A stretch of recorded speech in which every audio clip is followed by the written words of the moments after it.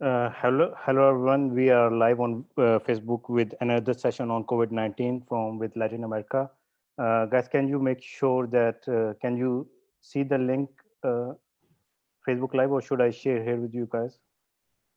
I see a sign that says live on Facebook on the phone app, so I guess that means we're live on Facebook. Yeah, that's great. Okay, so basically, guys, this is like seventh session of our series. Before that, we had live session with China, Africa, South Asia, Middle East, and ASEAN, and one session with Europe. The purpose of this session is to like get to know each other, get close with each other, uh, learn from each other experiences, and like that's it. Basically, we want to get the right information from all the regions, and so that people can see and learn from each other's experience, like what each of our governments doing best in their own country. So I think we can make use of that experience. So now I would like to introduce, we have Enrique from Quito Hub, Ecuador. He's curator. He has specialization in public policy and entrepreneurship. Then we have Anna with us, who has joined us from Buenos Aires Hub in Argentina. And then we have Marcela from Porto Alegre Hub in Brazil. So I would like with you, Enrique, uh, I would like you to introduce yourself, and then we can proceed further. Thank you for the invitation. Hi from Quito. As you already mentioned, my name is Enrique. I'm currently the curator of Quito's Hub. I currently work in the Economic Agency for Development in the city of Quito. So we've been dealing very closely with the current crisis that our world is facing, I would say, as a whole. And it's great to meet you guys and to share on this platform with you. Great. Anna, please, over to you. Hello, everyone. My name is Ana Paula Balaco. I'm part of the Buenos Aires Hub, Global Shapers, and I'm also the Institutional Development Coordinator at Chequeado, which is one of the major fact-checking websites and platforms in Latin America.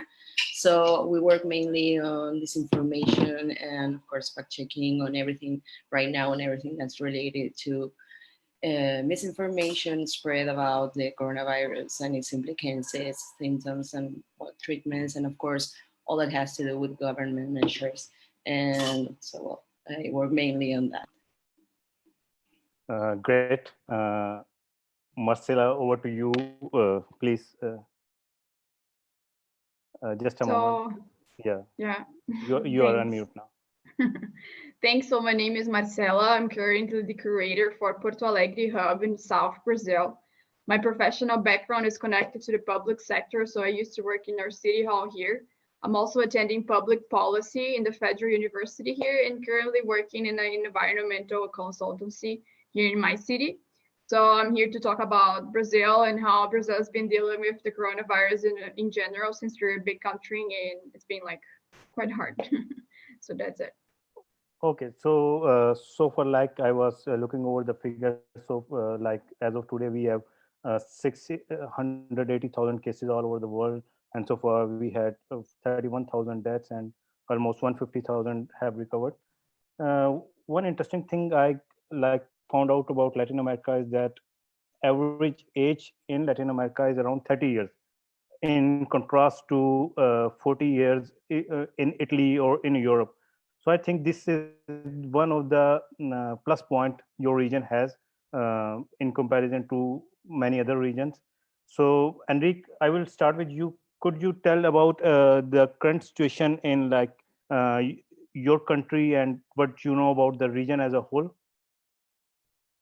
Yeah, for sure.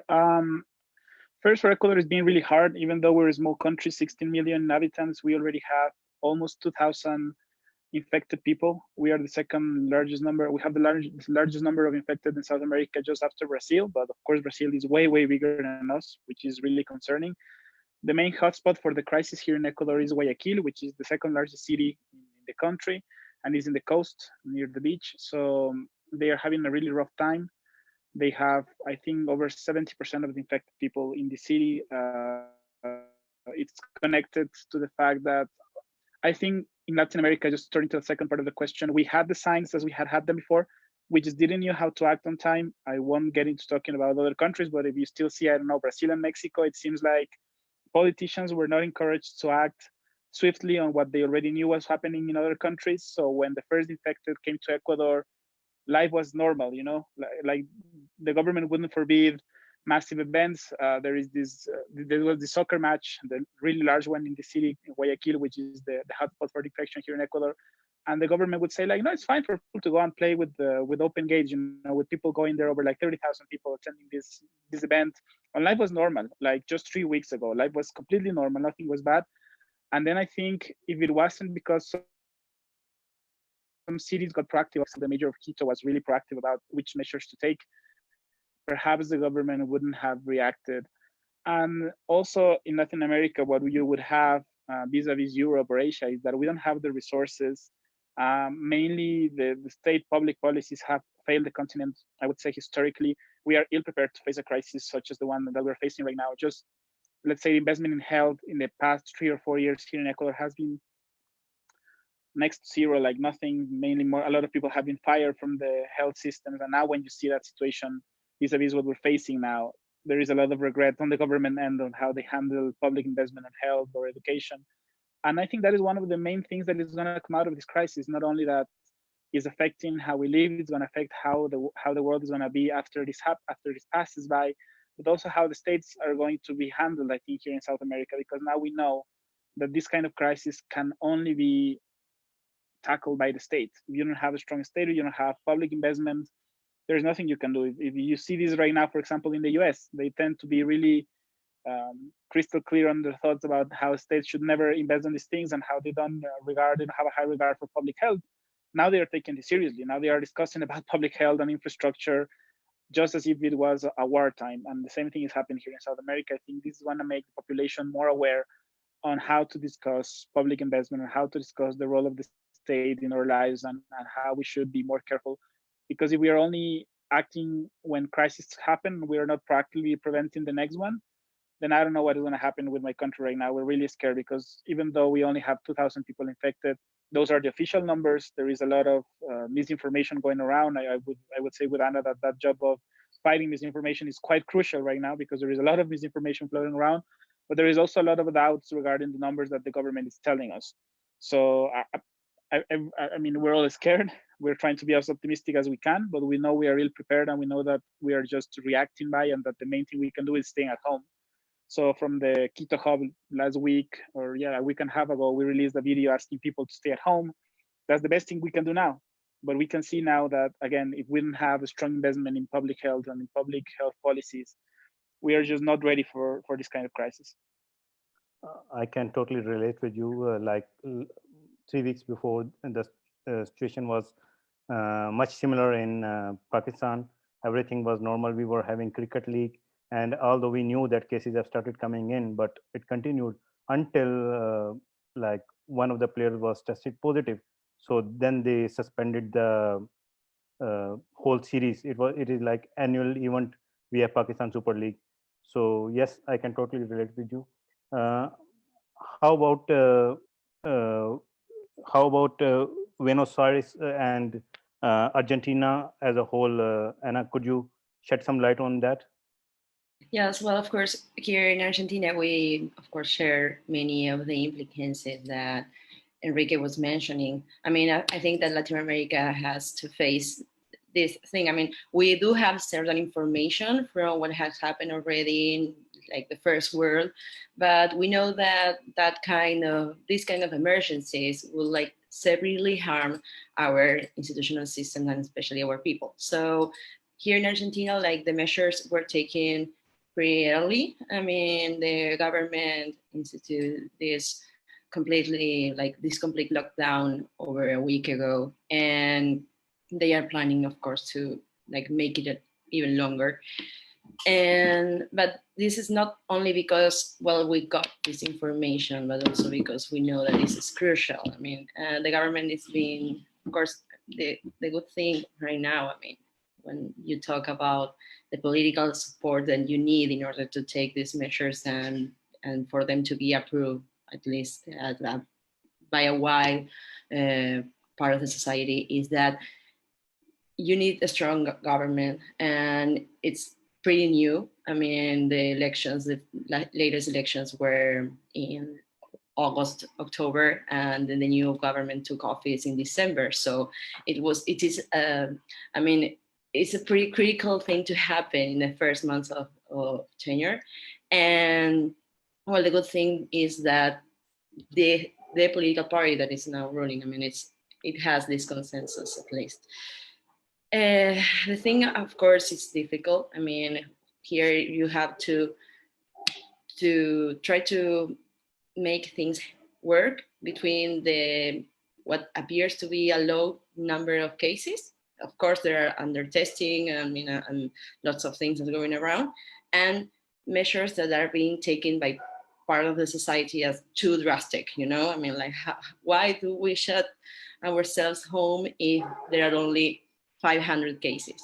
I mean, like, sometimes it's difficult to get people to understand why you need to take these like such strong measures. Well, right now, I mean, like, here in Argentina, the health is public, the health system is public, and it's for free. So what happens, of course, is that even though it's a pretty good public health system, it's, of course, I mean, super crowded. And I mean, it was crowded even before that. I mean, we were going through several infections and diseases such as dengue or measles. I mean, like, several things that are going around also. But well, we are trying to do our best. I think several specialists are praising what the current government is doing. As I said, I mean, like, for example, Argentina locked all its borders, at least from Europe and the United States, over 2 weeks ago, and then it instituted like the complete lockdown. So that means that we are tackling it like with much more time than other countries. For example, what's happening in Brazil, and Marcela will, I think we'll have to many things to talk about. At least our government is working severely on tackling this, and that's all, like, the whole system. Not only, for example, one thing that was very important last week, the government forged an alliance with the media, the main media in the country, and all the newspapers, not only the main ones, but all the newspapers had shared the same front page with the government message of please be responsible, stay home.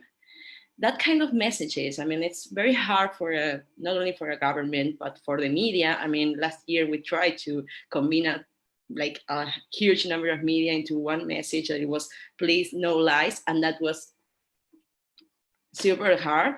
And now the government managed to do it, and that's important because it means like a way to, you know, to inspire people to do their best by staying home and stop spreading the disease, and just, like, you know, as we all know, flatten the curve. And so what the thing is, of course, is coronavirus is very infectious, it's strong and everything, but what could happen in our countries with such inequalities, with people living in slums, favelas, villas, when access to health and public services is super difficult in like many places of the country. That's the thing that is what we dread, you know. So well, we still have to know. I mean, they say that at least after 14 days of quarantine and sometime after, then we just may get some information. We still have very restricted access to tests. So it means that we, Argentina, are one of the most under-tested countries in terms of million of inhabitants, but the strategy has been to focus on the severe, you know, like those who has severe symptoms. But still, we still have to know, but well, we hope this is the right way. for now. I think one of the important points you mentioned is that right now in this situation, communication is the most important thing, like how government communicates with its citizens. And like it is very good thing, like you said that whole national media came to the same page, and I think it doesn't happen every day. So it is big thing. So Marcela, what I would like to know is that what we see is that we have highest number of cases in Brazil, and in Latin America the first case was reported in Brazil. So what could you tell about the situation in Brazil, and is it that the spread of this virus came in like entered to spread to the other regions through Brazil, or what can you highlight about this situation? Great. So yeah, we have the biggest number of cases up until now in Latin America. That means around over 4,000 cases all over the country, even though most cases and deaths are especially focused on São Paulo, which is our greatest capital in Brazil, the capital of economic development and everything. We received is, understandable to see how they have more cases there due to international flights and everything. And I think it's fair to say that we may be like a great opening for other cases all over Latin America because of our airports and stuff. So currently we have that situation of 2 weeks or something of a partial lockdown, which would be a social distance measures being created, especially from state and local governments, since we do have a very bad situation regarding the federal government here in Brazil. So Brazil is a federation which have three levels of government. So we have the federal, the state, and the local governments units, and they've been fighting each other due to the recent President Bolsonaro's statements about coronavirus not being actually a big deal. So what's happening now is that we have most of stakeholders engaged on social distance measures and people not being around, and most stores and not essential services being canceled, being blocked by people that actually understand the importance of it. And by people, I mean population and local governors and state governors. Even though the federal government has already set up a great campaign that was going nationally about the people must not stop, the country should not stop. So yeah, that's a big deal, even though we have a great and 30-year-old already unified and public health system, which been fighting a lot and being really controversial regarding the federal government statements and their positions and measures in most cities in Brazil. They have a great staff of bureaucrats that actually work in the health system for a great while and great years. And they've been working a lot on it and creating new infrastructure and trying to gain time while most people are actually at home, which is actually good. We're getting infrastructure, we're building more hospitals, which is actually surprising regarding the last federal government statements about it. But we actually do not know our real situations because of the lack of tests. We're now in a moment where the federal government been acquiring a great amount of tests so we could actually understand how many cases we have and how's the spreading going on. Since currently we have double our numbers every 3 days, which is quite similar to Spain in the early stages. But I hope we're actually not heading up to a situation such as them, since we actually took a great amount of social distances measures quite early. So. Okay, so Marcela, like, what is your government doing in ensuring that accurate information is communicated to its public? Are there specific initiatives taken by your government to ensure its liaison, its communication with general public, especially the masses, the poor people, how it is reaching out to them? And so here I would say one of the main stakeholders for political articulation in Brazil is the media. We have great and huge media companies that actually communicate the better with the people, especially with the lower classes. And they're very engaged on saying to people how important it is for them to stay at home. So I'm satisfied with that. I think they've been playing a big part in it, even though it's against the federal government recommendations about how people should deal. But I also know and understand that actually in slums and favelas, as we say here, it's not a reality. It's really hard for people to stay at home since we need to work. And here we have a great amount of people that actually are not able to work from home because they need to, I mean, work with services, with products, with food, and with many other uh, kinds of jobs that actually do not make you able to stay at home. So that's something that the government understands, and being already, actually tomorrow they'll be voting a very specific law to actually give a few amount of money to people that actually do not uh, have enough money to stay at home and prevent from the coronavirus. So I think communication been, I mean, quite effective, but it is not because of the government. It is because of the great media stakeholders that actually been taking a part on it because they can't. They Great. have enough power for it. Great. So, Enrique, I would like to know that the same thing, how government in Ecuador is communicating with masses at large, with general public, and how it is controlling the fake news thing. It is all over the world. So, how is government controlling the fake news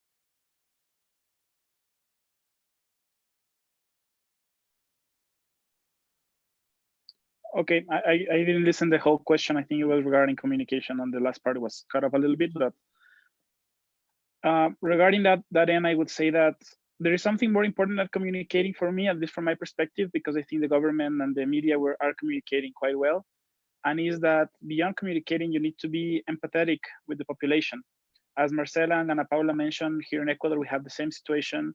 There is a lot of people that it has to work on a daily basis because if they don't work, then they don't get food on their plates. And I don't think that is something that the governments are considering, in the sense that if you ask people to stay at home, people like me who have a stable job, a good job, then that's a privilege. I can stay at home. But if I would have to go out to work and sell, I don't know, for anything from water to food, to put the food on my table and to earn my daily wage, then that's quite complex. So what is happening in cities here in Ecuador is that the hotspots of the infection, Guayaquil, Quito, which have the largest number of cases and growing, is that the population that you're asking to stay at home, most of the times they just can't. So I think that beyond communicating, because I think now here in Ecuador, at least people are really conscious about why they should stay at home and why social distancing is important. I think most people are on board with that idea, is that eventually, and now it's already happening, people have to work, they have to go out, they can't deal without that. So I don't know how the government is going to handle that. There's been a lot of economic proposals floating around. For example, the city hall of Quito established a couple of shelters for homeless people so they can go there and have food and be, of course, well treated and get their healthcare and health checks. But beyond communicating, again, I think it's about time for the governments in Latin America to contemplate how they are going to treat their population, because the economic here in Ecuador was already in the midst of a recession. We've been dealing with that since like 3 or 4 years ago. So we are not really good on economic terms. We have social protests, a lot of Latin, other Latin, last October, that also took a hit in our economy. Now we are living quarantine for, and it's going to be extended for at least a couple of other weeks for my. So I put all those variables together. Nobody's thinking on, okay, people are going to be able to stay at home, or will they really? Because they still have to eat, they still have to do some with their life,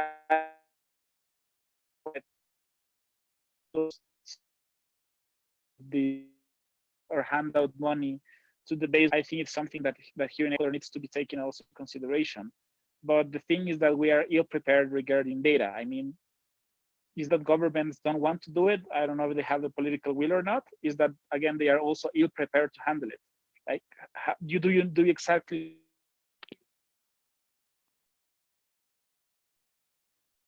I think, Enrique, we cannot hear you. Uh,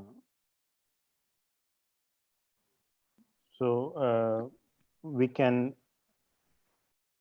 get back to you again once you're back. So Okay. again, I think your connection has some trouble. Uh, So, like Enrique said, Anna, I would like to come to you. Like he said that uh, go- government isn't doing much about the really poor people who cannot afford social distancing, or they cannot afford to stay at home. Like in Ecuador, they are I know that they have postponed the taxes, but the people who are in informal economy, those who are not under the tax net, so what is your government doing for those people? In Argentina, for example, in Argentina, there have been some extraordinary measures that have been taken in order to help these kind of people. I mean, like people that are not part of the formal economy. Most of them are related to exceptional bonuses and transferences that are made. For example, 10,000 pesos.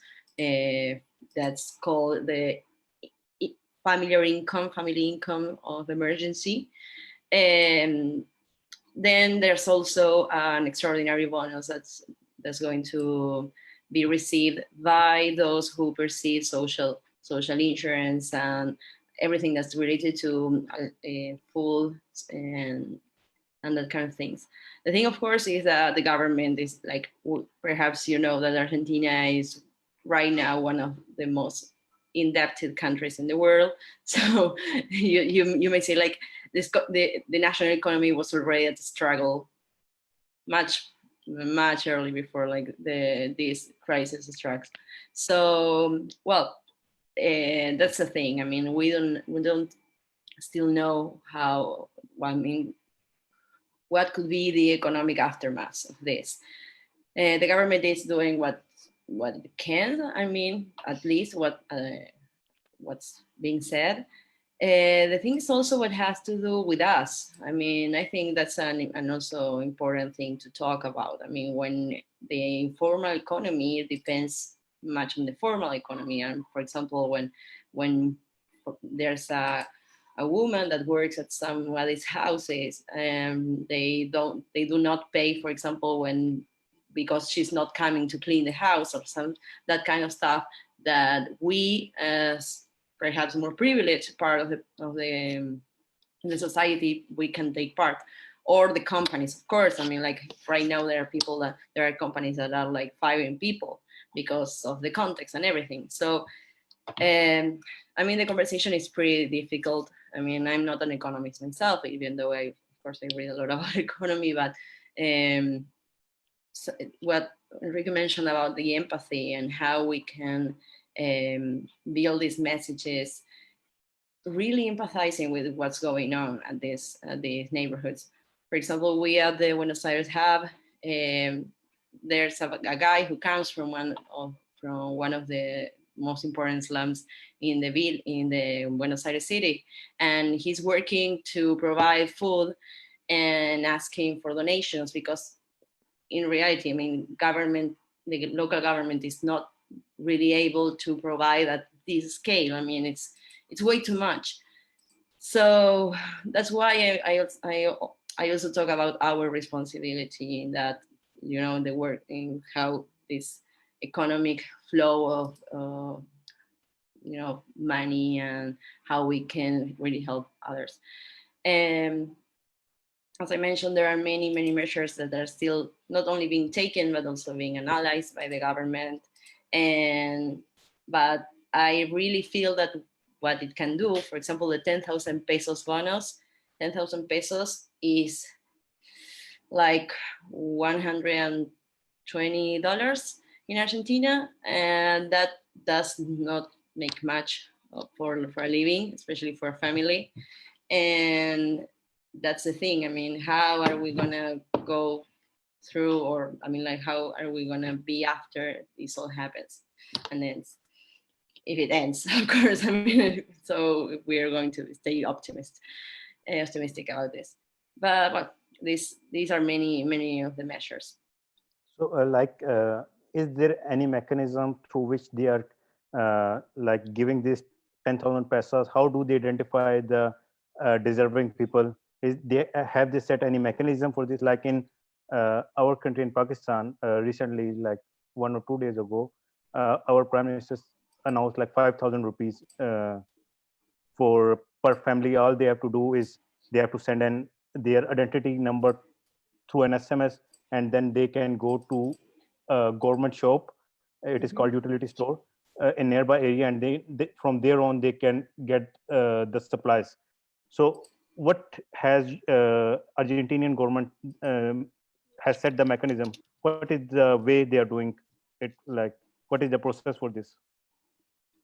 Yeah, well, for example, there are like several processes. One is the automatic, that's for all the people who receive already social income. And the other one, for example, there's a bonus that's focused on those people that are registered under the lower, like the lower threshold of income, but registered income. I mean, like, you know, people that work for services and everything, but do make invoices. So, for example, for that kind of people, they have established. For example, on Friday, you have to register if your ID ended on 0 or 1 and that kind of stuff. I mean, this is not working extremely well, I have to say, at least, but it's only been at 1 day. There are things that they have to happen. I mean, there are no like room for them for not to provide that, because they already made like this political commitment to do it. But still, it's very complex in the proceedings. I mean, it's of course in Argentina what happens is that not many people are bankerized. I mean, like they do not have access to bank accounts or credit systems. So it's the economy itself is very informal. It's not only that people are, I mean, like work several ways, because like really the economy goes, it's still cash is super, super important. And for example, imagine that in a quarantine, you cannot go to the ATM and withdraw your money and make the payments. So that's a lot of things that start to stop at several ways, in several stages. So, well, there are a lot of challenges. I have to say that I mean, like many things that are happening.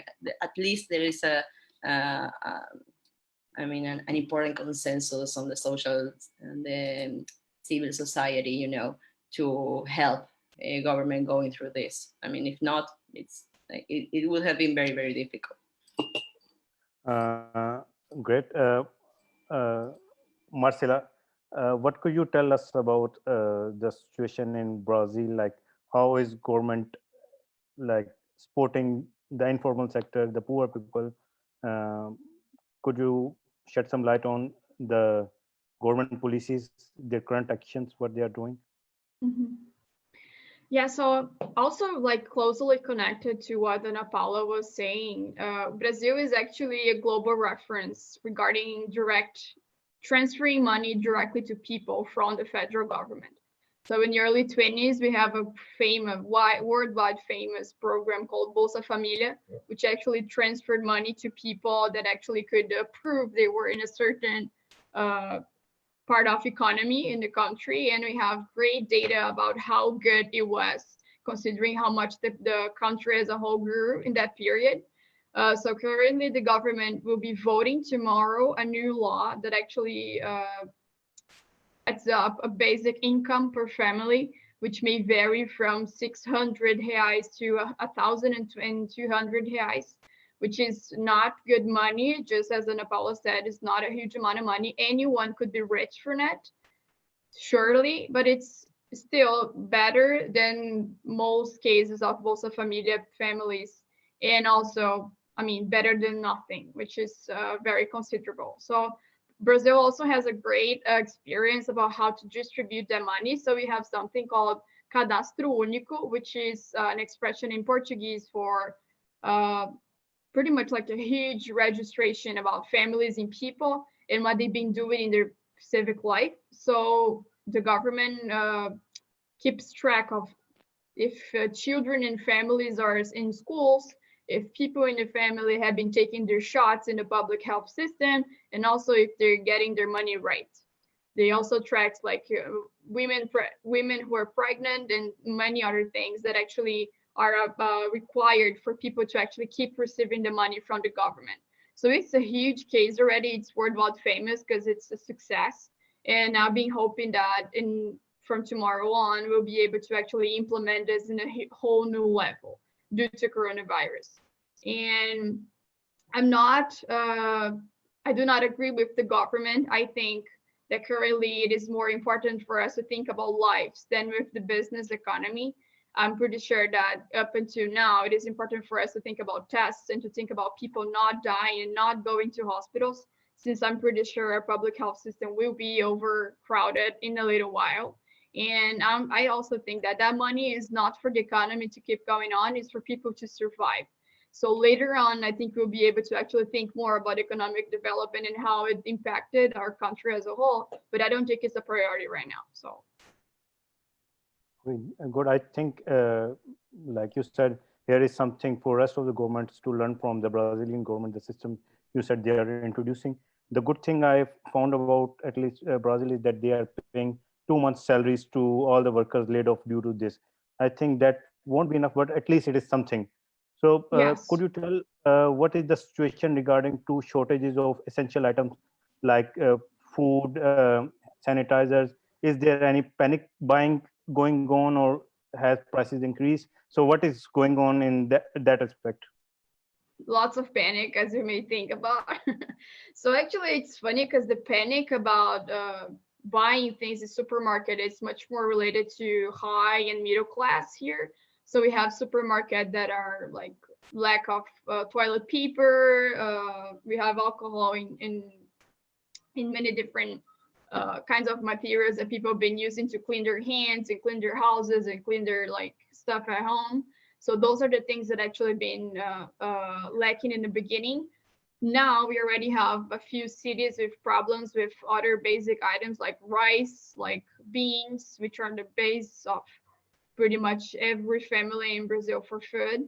But I think the country in general have been dealing with it pretty fine. I mean, we're not having like crazy moments of not having things in supermarkets and stuff. But it's not a reality for slums and poor people.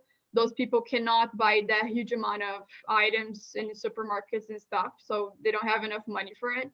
So that's why also they have issues on being in a true lockdown situation.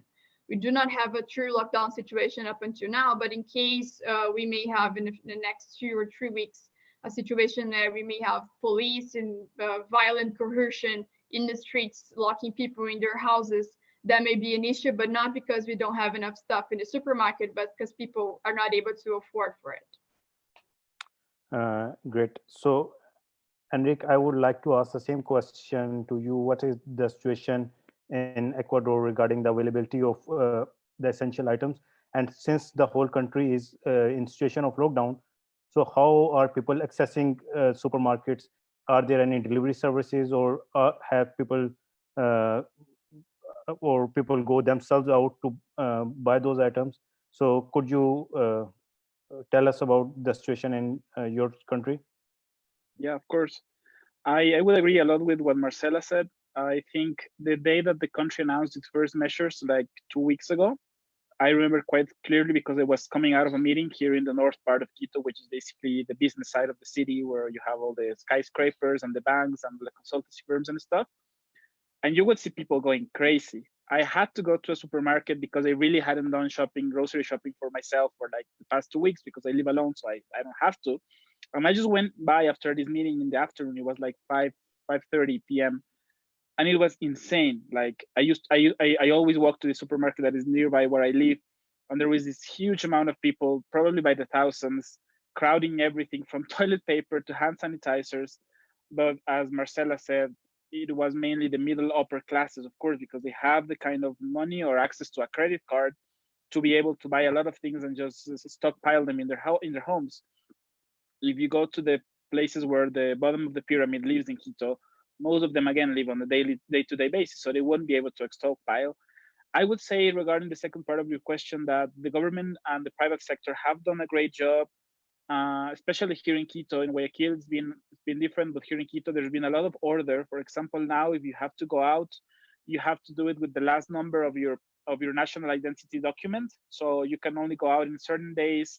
You cannot use your card again if you have this a certain number in your license plate. You also cannot go out in your car unless there is a specific day for you.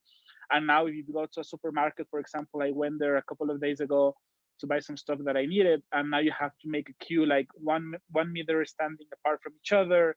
And now there is a lot of security regarding that. They are handing you like alcohol for your hands, and you have to go wearing um, a protector for your face. You cannot go in there if you're an elderly person or if you are presenting any symptoms. So I would say, at least here in Quito, the measures, the government, both central and local, have been able to communicate with people correctly, and the private sector has been able to deal with it appropriately. The remaining question will be, how do we face this if it lasts longer? Because the measure should be over theoretically by this Wednesday. I don't think that's how it's going to happen. Now, as I said, we're already the second largest country in number of infections here in South America, but we are a small country. So I think it's going to go for a longer time, a longer period of time. And then some questions will arise regarding how are you going to connect supply and demand. Right now, a lot of our questions in here in Quito is that since the city is the capital, we do not have a lot of production of food. So most of the food that we eat on a daily basis comes from other parts of the country. Some of them, for example, from Guayaquil. So what is going to happen in the long term if we are still isolated from each other?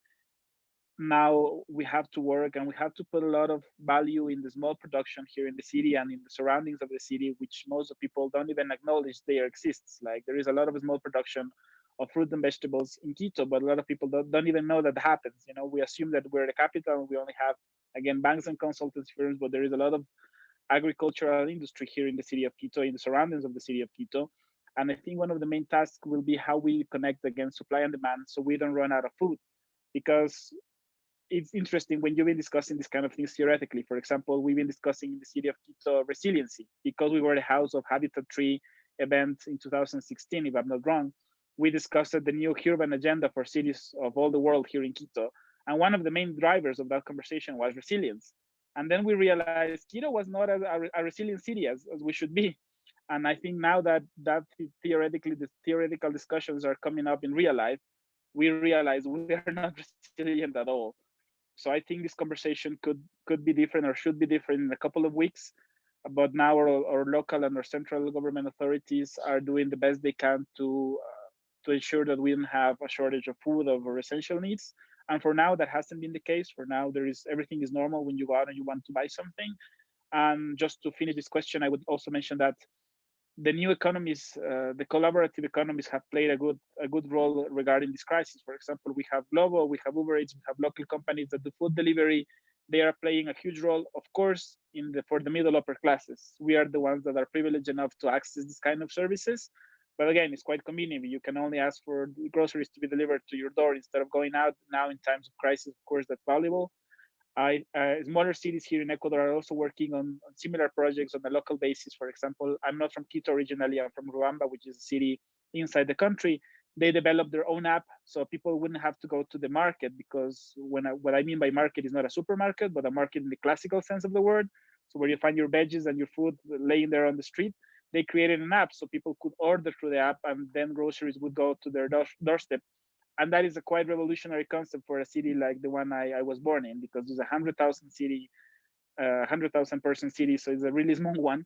But we have to cope with this kind of measures if we want to survive. I think now it's a matter of survivance, and as I said, by now I think that situation is still normal. I think the question that is looming in the horizon is what is going to happen in the next couple of weeks if we have to stay inside doors for a longer period of time. Okay, great to hear that. What I can tell you from experience in Pakistan, what our government is doing, it's like the country is in practical lockdown, but still government is allowing, like food department, if you are working for some food department, or if you are related to food business, you are allowed to move, because we understand that this is very essential. This is like crucial for the economy. They shut down transport sector a few days back, but again, still it was impacting everything else. So they had to allow the logistics sector, so that the transportation you talked about in Ecuador, which is being affected. So we wanted that the government realized that we need to keep the transport system, the logistics system on, so that everything else doesn't suffer. The country remains connected. So Anna, I would like to ask same question from you. Like, what is the situation in Argentina? And I think you are one of the biggest exporters of beef to China. So that sector must also be hit very hard. So what can you tell us about both these things?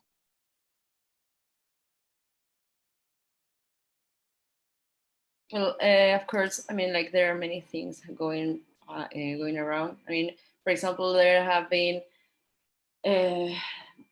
there have been some warnings from, for example, truck drivers that weren't able to get from a city to other. I mean, there are several like factors that are um, working around the like, for example, maintaining everything that has to do with exports and the regular commerce structures and everything is being really hard because of the social, like the how people are reacting at the social level.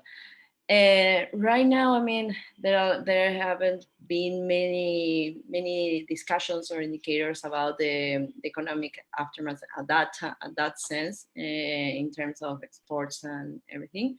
Of course, it's hitting really badly, but it's not something that we already know the numbers. I mean, as I mentioned, sometimes the focus on information is going for our sides, and I'm particularly not the most expert about that right now.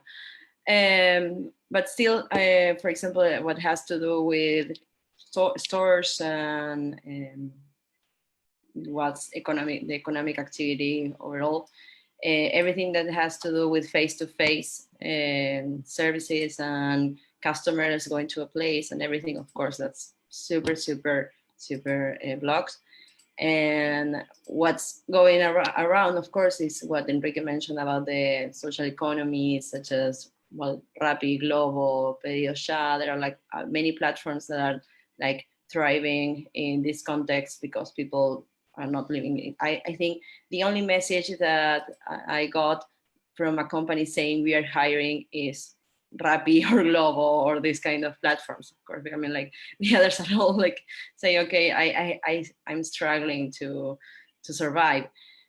I mean, we are super dependent on on the external sector. I mean, our economy is very very dependent on that sense.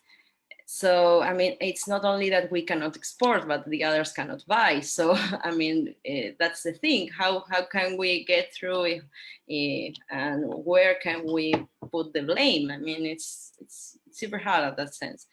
And the whole world's stopping in a way or another. So, and then when we get to the personal stories, like the individuals, how does that affect, for example, let's talk about again the informal economy and all those that are like subject of this, like they are like the last bond of this chain.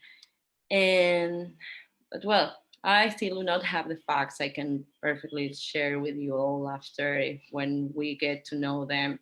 uh, but I think overall, I mean, our economy was suffering so much before this. I don't really, sometimes when I say, I mean, like I, like as an individual, like after we at Argentina, we're so used to crisis. I mean, we've been living from economic crisis to another economic crisis over the past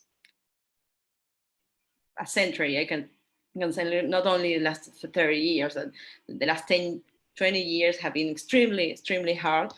And inflation rates, for example, in Argentina, we had inflation rates of over 50% a year this past year. So imagine what can happen after this. I mean, I haven't been able to go to the supermarket, but what people say is that prices are rising incredibly. And how will this economy like adjust itself after this?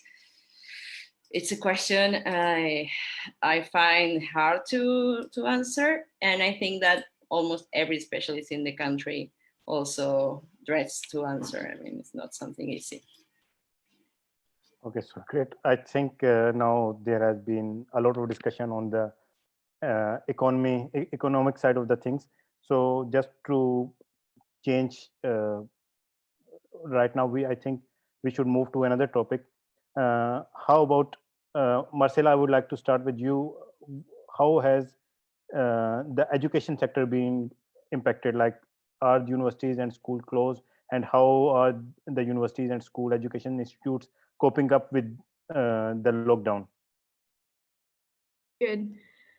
So yeah, one of the main discussions and debates regarding the federal government and the local government and state governments here in Brazil has been the social distance measure that actually affected schools and universities. So we have schools and universities closed for I think 2 weeks until now. And by closed, I mean closed really. And most of them are now working in distance by online devices. My university, for example, which is a federal university, suspended classes with no date to come back 2 weeks ago. And most of our teachers are against us having classes online due to lack of infrastructure for most of the students. So public universities in Brazil have been adopting many measures to have poor people attending to undergraduate and graduate programs in the country. So it would not be realistic for us to have classes online since most of the people that are now in universities that are from the government would not have enough structure of internet or computer or anything else to actually attend classes. So we're pretty much blocked and in standby, and we don't know actually when we may come back. The federal government at the same time has been against closing schools. The president himself actually made a speech saying that coronavirus is not a threat for children, it's a threat for old people. So classes and schools should come back. It's outrageous, in my opinion. It's very irresponsible for him to say that in a public speech, which goes nationally for a person that actually represents the government as a whole. But schools haven't listened to him. Up until now, we have all schools closed.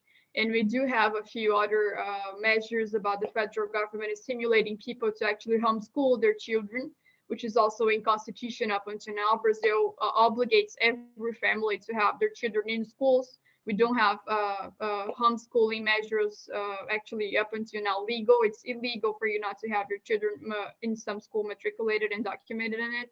So, I mean, it's an issue. It's all closed. It's not working at all. I think. So, sorry, my connection? Yeah, there is some issue with your connection. The thing is that all over the world, I think we didn't have infrastructure for online learning, but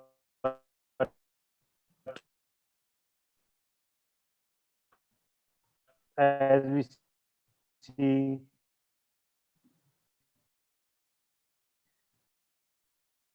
in many parts of the world, it,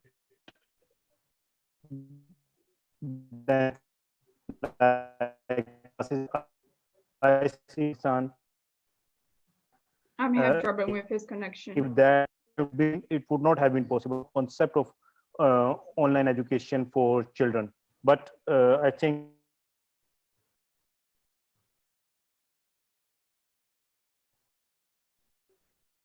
Anna, can you hear me? Yeah, I can hear you well, Marcela. Your It's the main connection that is bad now. Okay. I can keep talking here forever. We still have a Facebook Live. Hello. Yeah. Sorry, Okay, I got disconnected. I think we lost you. Yeah, I got disconnected. So, Enrique, I wanted to ask you about like the technology penetration in your country, and how has the education sector being affected? Has there been any change with regards to teaching, or what's the situation right now? So again, I think between Anna, Marcela, and I were really connected. Despite, I mean, our ideas are really connected, and our analysis is connected as well. I would say that In Ecuador, is the same thing. Right now, here in the country, we had a long period of public investment on the past years, on the past 10 years before this government. And due to that, we have a lot of good connectivity and good projects regarding internet and coverage in the country.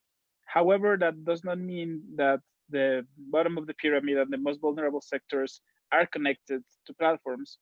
So regarding education sector, all colleges and universities, of course, are closed. If you are studying in a private university or in a private sector school, for sure you will have homeschooling and homework delivered to you or online education available to you. The main concern again will be what is happening to the most vulnerable ones, because for sure, and I have a friend of mine who told me her mother is a teacher in the Amazonian part of our country, because we have 4 different like landscapes here in our country, but in the Amazonian part, in which all of their students don't have access to internet. Their parents cannot read or write, so they cannot help them to get connected to a computer or to internet. So just from that example, you can feel how inequality is going to expose the flaws in the systems that we're living in. And I think that coronavirus could easily be compared to times of war, and it will deliver a lot of lessons regarding what governments and the state should do. And I'm really strong on this point, because if you think that this crisis can be solved by a different perspective, it can be. Everything else, from charity to just private sector making donations, is not how things should work. Things should be, I don't know, more based on how can you cover more people and how can you guarantee people's rights in this time. And regarding education, I'm completely sure that most of the kids that are in the public system of education and in the poor areas, they are not going to be able to access education. If commonly they don't access education, it's going to be even worse now that they don't have open schools or open universities. So I think it's a matter about inequality and how it's affecting this crisis, and how, again, it's showing the flaws of the system that we live in. And I was quite moved from one of the articles that one of our members of our community here in Quito published a couple of days ago, when he was talking about how we shouldn't go back to normal, because normal is precisely what got us in a situation in which we are not prepared to tackle a crisis like this. And I think that from now on, after this crisis, we'll have to rethink from the youth, because we're inheriting our countries from now on, what should we do differently? So this kind of crisis, even though they cannot be prevented, how can we be able to address them in a better way? Because right now there is a lot of people that are going to be left behind, and the impacts, specifically the humanity and the social impacts, are going to be huge. And that is quite connected, of course, also to the economic part. And that would be my analysis regarding education. Great. Sorry, I again got disconnected and I couldn't get your whole thing, but I think we will move on to Anna, and the same thing. What's the situation in Argentina regarding to the education sector, how it has been impacted, and what is government doing to, what is the official stance of government in this?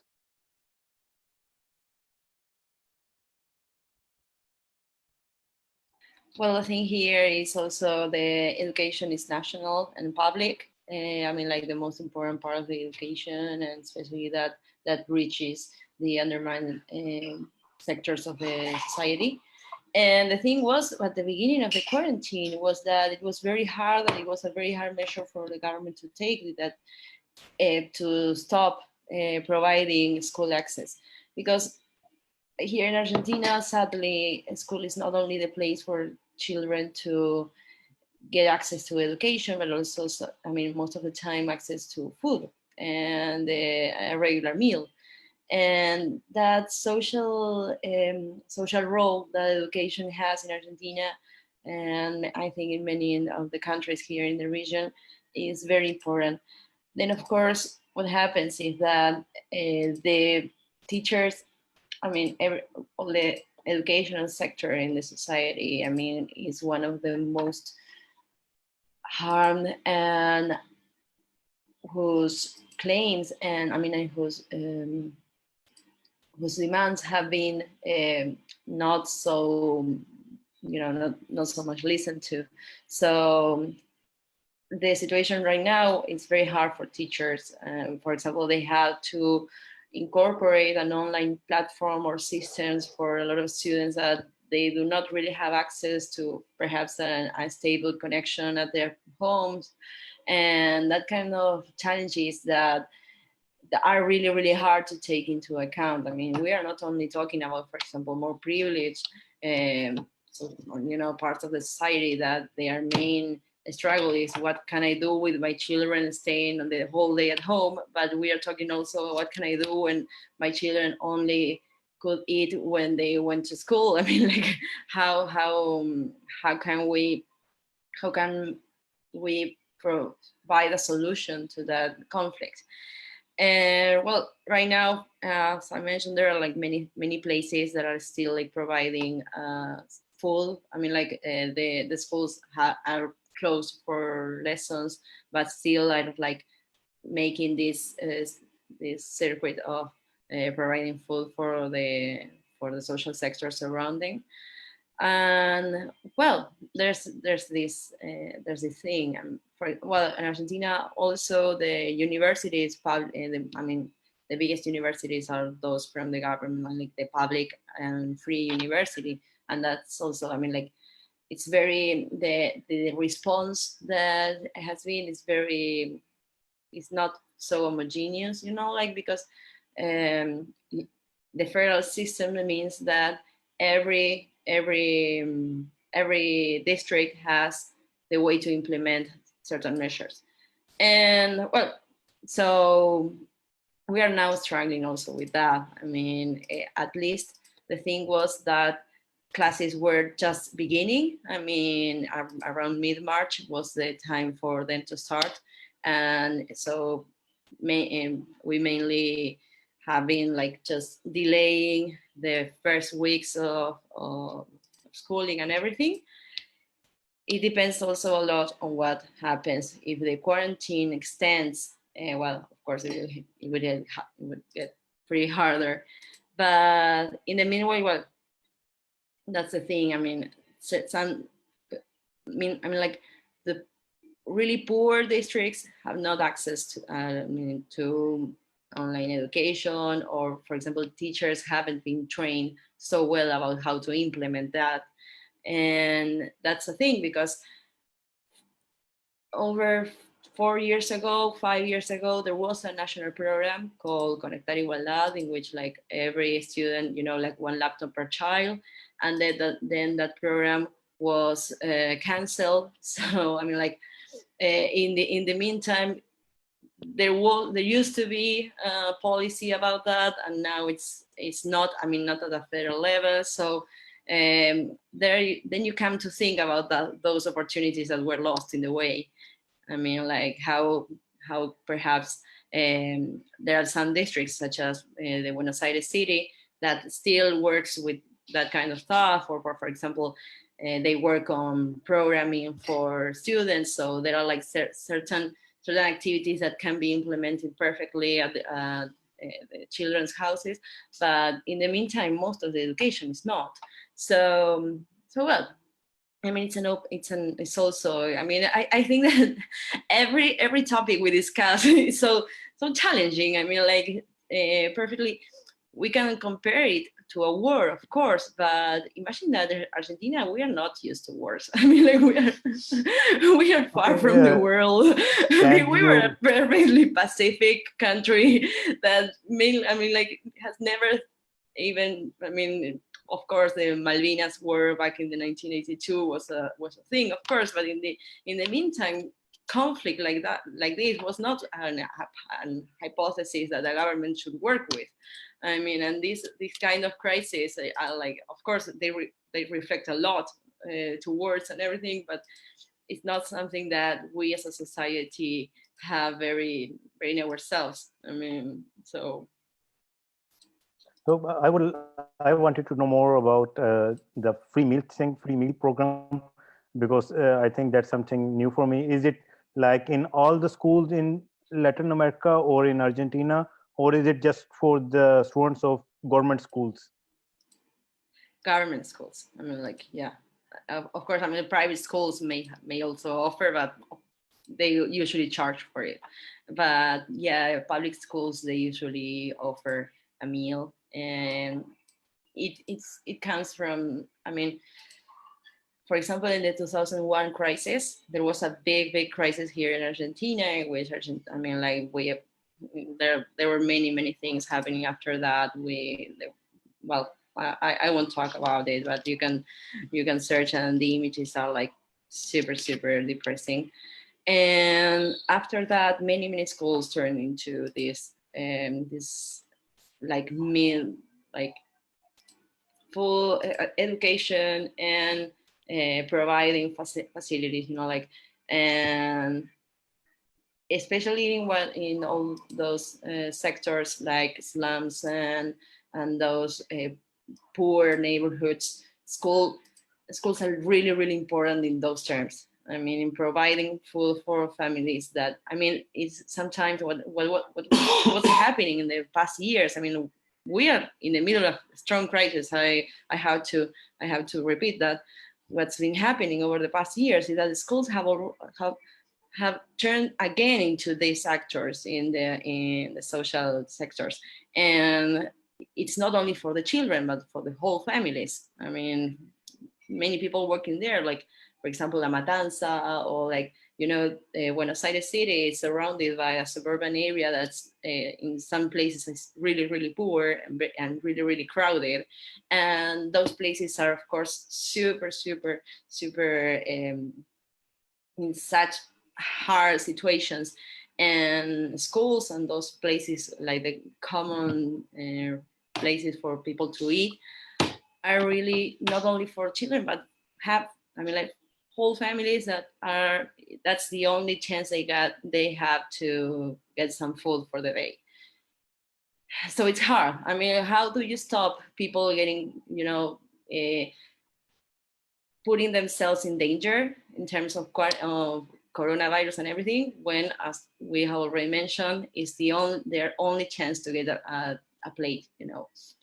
How do you stop them? How do you say, okay, don't worry, we will take you back to your place so you can get some food and everything, when there are like years and years of distrust in the government and its policies? How do you strengthen the social fabric in terms of that, in terms of trust, in terms of providing an answers? I mean, like, so that's why, I mean, this crisis, I think, that may affect us so much. Perhaps we came after the crisis strengthens, you know, like as a society, like a more thriving society, stronger, trusting and everything. But in the meantime, it's so challenging. I mean, everything, you have to question everything, and it's critical. Right, Marcela. Like Anna said, that Anna and Enrique and all of us know there is so much pressure on like everything, especially the poor segment of the society has been hit so bad. So, like, what has been government response with regards to public health? Like, I understand there is already a lot of pressure on hospitals. So, how is government managing everything? Are they constructing new hospitals, and how are there any deficiencies in terms of doctors, nurses, medical equipment? So could you tell us about that in Brazil? What's the situation? Sure. So as I told you before, Brazil has this unified public health system. And by unified, I mean that every hospital works both with public health system and private health system. In practical terms, it means that people that actually have a little more money or lots of more money can actually pay for health systems to have like less waiting lines and better and more comfortable access to public health. But all people, actually, even those who cannot pay for it, have access to some kind of public health infrastructure. Of course, frequently that means it's really bad. People actually getting huge lines and wait for lots of time to actually be able to get a shot or a doctor to deal with anything. But it's something which is very common and frequent for people here to use the public health system without paying anything for it. So currently what we have is we're not super overcrowded. We've been gaining a lot of time considering those social distance measures that have been taken very early here in Brazil. And by that, I'll strike again that it's not because the federal government actually stimulated it. It was because of the proactivity of the state government and the local governments in the whole country that actually were moved and mobilized for it. Although we now have a great number of campaign hospitals being built, a great number of them are actually, which is a funny thing, they're being built inside of soccer stadiums, because we do have lots of soccer stadiums, as you guys may imagine. So they've been building infrastructures, very basic ones inside of those stadiums, which are already huge, to actually receive people inside of them. We do not have, I actually haven't heard of anything regarding using hotels and stuff, but I think it may be considered eventually. And I also have actually a friend of mine from my hub just sent me an image from the health Ministério da Saúde, we say is the health ministry, that they already sent a great amount of masks, a great amount of alcohol, small pots and gloves and everything. And we already are buying new equipments regarding new gloves, more alcohol, more glasses for protections and everything. So the government been moving itself a lot to actually be able to prepare for the moment we foresee may happen in a small future, like in a close future. But up until now, we're not overcrowded or anything. We have a few issues regarding laboratories, which are now distributing shots. So the government being distributed shots for up until now only for elderly. So we have only plus 60 people being receiving shots in lines that actually being organized for people not to get out of the cars. So we call it drive-through lines, which I think it's amazing. So older people can be taken by their children wearing proper security measures and don't need to get out of the car to actually get the shot. So the nurse actually gets in the window, the person puts the window down, and then everyone gets the shot without having any contact with anyone besides the nurse herself. So I think it's been working very well. But then again, most people haven't received any shots still. By shots, I mean the influenza one, the general one that we all received every year pretty much, because it helps on getting the diagnosis right. So if the person gets the shot and also have the symptoms, it's easier for us to understand that it's not a gender influenza, it might be coronavirus, so it gets things better. So that's the current situation here. I have to say I do not have great complaints about that. I think the government be moving right with all of those campaign hospitals, even though they do not provide the comfort of a huge and better comfortable infrastructure. I think it may help a lot. And then again, I think that's what we could do. Okay, Enric, the same thing, like how has been the response in Ecuador? Does government have sufficient supplies, sufficient capacity to address the public needs in hospitals? Do you guys have enough doctors, nurses, medical equipment? And what has been emergency response so far, like in terms of building new hospitals or quarantine facilities? So, yeah, please. Yeah, I think, again, in the context of Latin America, we have never really appreciated public expenditure. I think that the main narrative in our country has always been against the state intervention and the state having or investing money. So the past years, what happened is that most of public investment was, I would say, shortened, which included a lot of layoffs in the public health, in public education sectors. So again, I don't think any country in the world was ready for this. I did my master's in the UK, in London, and now I see what is happening in London. So if London wasn't ready, for sure Ecuador wasn't. But I think that from what I've read now, what we're doing with social distancing is only buying time, which means that now the governments, both central and local in Latin America, need to brace themselves to be able to deal with the amount of people that will need health services. Because the fact that we're flattening the curve, the fact that we're doing social distancing and being quarantined is not that is not how we're going to solve this crisis. we're still going to get coronavirus is just to give them enough time to be ready for it. Because right now, if you ask me, we don't have the number of doctors that we need. We do not have the number of hospital beds that we need. We don't have the resources. When you have to go out and be asking countries like China, or mainly China right now, to give you aid, to send you supplies, to send you the tests, to send you the security measures that you need to give to your population, that means that you are not prepared. That means that now you have to react to what is happening instead of being ready. And again, even despite the fact that I don't think that any country in the world was ready for something like this, now we need to have more investments. And as of now, I think the government has already started doing so.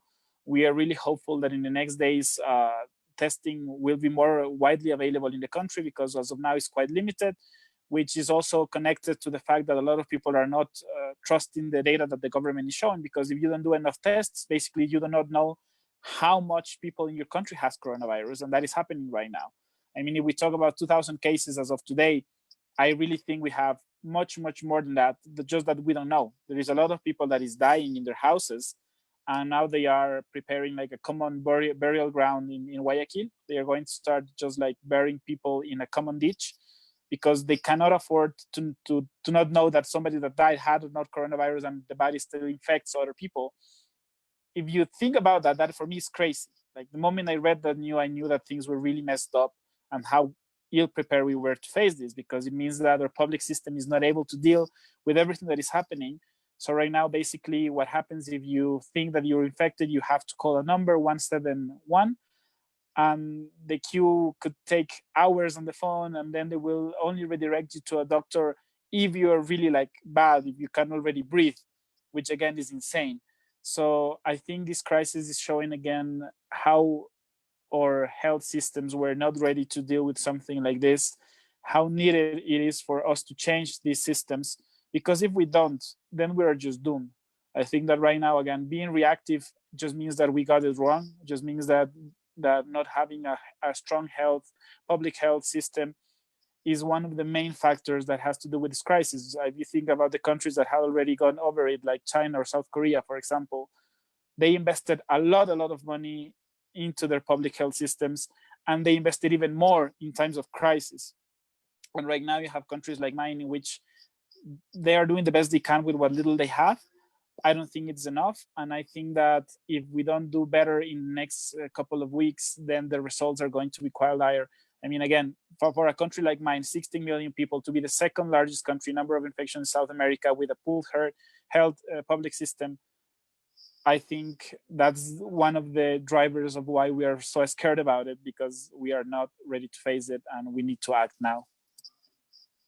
Right. I think you're right. It's not about just countries in Latin America or other developing countries. I think even the health system across the globe, even in developed countries in like Europe, the health system has given up. It doesn't have enough capacity to deal with so many people, because no one was prepared for this sort of thing, this sort of crisis to emerge. Like I think it is not one of the priorities of the governments right now. um, I was listening to Middle East session, which was conducted by one of my colleagues, and in that session, someone commented, one of the panelists, that uh, now the politicians, even they have to use their own local system. So previously, like they had opportunity to go out to US or London to get themselves treated, but right now, since they cannot go out, so they will have to get themselves treated in their own country. So I think after post crisis, in after the crisis is over, at least government will understand all over the world that they need to be prepared for such a situation. So Anna, coming over to you, you mentioned earlier that Argentina has a free health system. So, but does it has enough capacity and enough resources to deal with this situation, or is it similar, like uh, it is also in reactionary phase?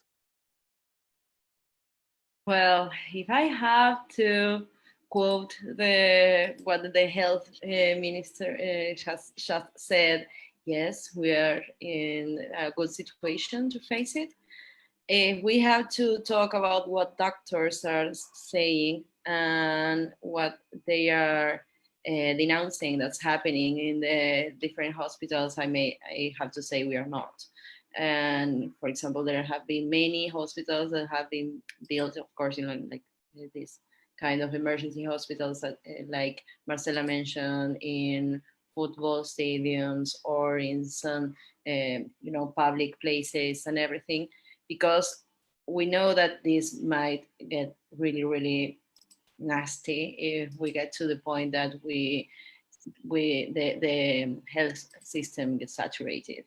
And I mean, it's a big system, but it's very impoverished over the years. It's been, I mean, what it has to do with public investment in the health system, it hasn't been much over the past years. The former government even had, I mean, what was always the health ministry in the past year went to be a secretariat. I mean, like, so it was undermined. It's in the category it held in the government. So imagine, I mean, like, there are many things going around about the public system when it comes to health.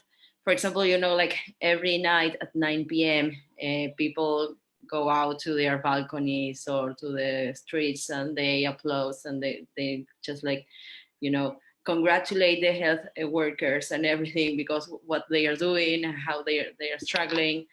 And the thing is that yes, they are working hard. I mean, I have many friends that are doctors and that are working, on the front line of this.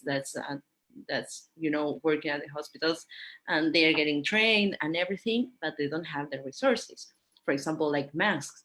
I mean, there are not enough masks. I mean, like doctors are denouncing that they cannot get to provide treatments to even those cases are suspicious to be coronavirus. I mean, like there are many things that are going around and make it really, really dangerous. I hope we will be able to cope it after the social distancing and quarantine and everything, and that after that we have been able to flatten the curve just for the social and the health system to be able to cope with it. I really hope that. I mean, I know that the thing we are working. That's why the government has to act so fastly. I mean, like because they know that if we don't flatten the curve, I mean, we are really, really into in a very, very difficult point for us to provide answers in the health system. Is there any regional coordination within Latin America, like across governments, in terms of supporting each other in the things in which the other country is lacking? Like if any government is strong in health, it is supporting the other Latin American country in health. Is there any sort of cooperation platform existing in Latin America? I'm not really aware of one. I mean, what's also happening in Latin America is that remember that the last semester of 2019, social struggles all over Latin America were very, very strong. I mean, there were social crises in almost every country in the region. I mean, especially Chile and Bolivia are like the most renowned. I mean, Bolivia, there was even like what we all and many call a coup of thought. So imagine that there have been like, there are so many problems in terms of political alignments within the region in terms of international cooperation. And even though when it comes to a crisis, you say, well, this is the moment to cooperate. I don't see it happening so clearly. I mean, for example, I know that for sure Brazil and Argentina, which are like the main partners that are like in the public, at least the situation is very, very, just to say, difficult, let's say. I mean, but the governments are not really working together, so it's hard. I mean, for example, what happened when the different countries were locking their borders, there are many people, for example, in Argentina that are being stuck in Peru because the government in Peru doesn't want to let the people get out of the countries. And even at that level, I mean, it was only like 500 people that were stuck in Cusco, for example, they were not able to cooperate, and it's difficult. And of course, then it comes to, for example, what treatments are effective or not, or for example, like many are believing that certain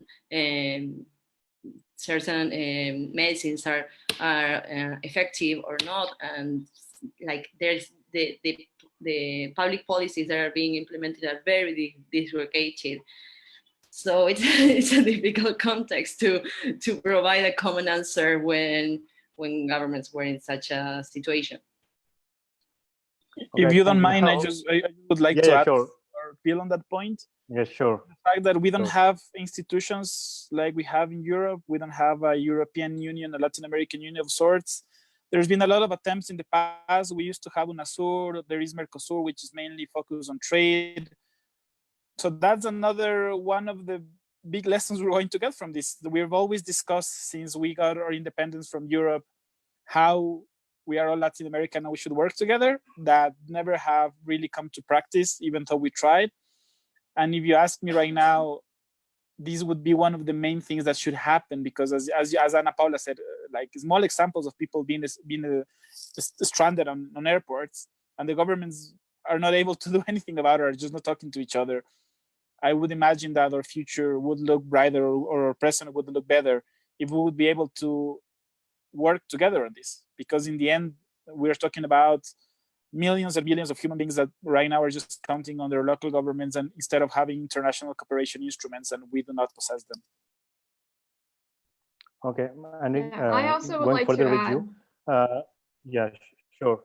I think Sure. Ana is being very sweet on saying that the situation is difficult, because actually it's the worst ever for a great while. So Brazil has a recent background of leading cooperation in South America and being very proactive on dealing with UNASUR or Mercosur, and recently with the current government, which is working for 1 year and a half almost now.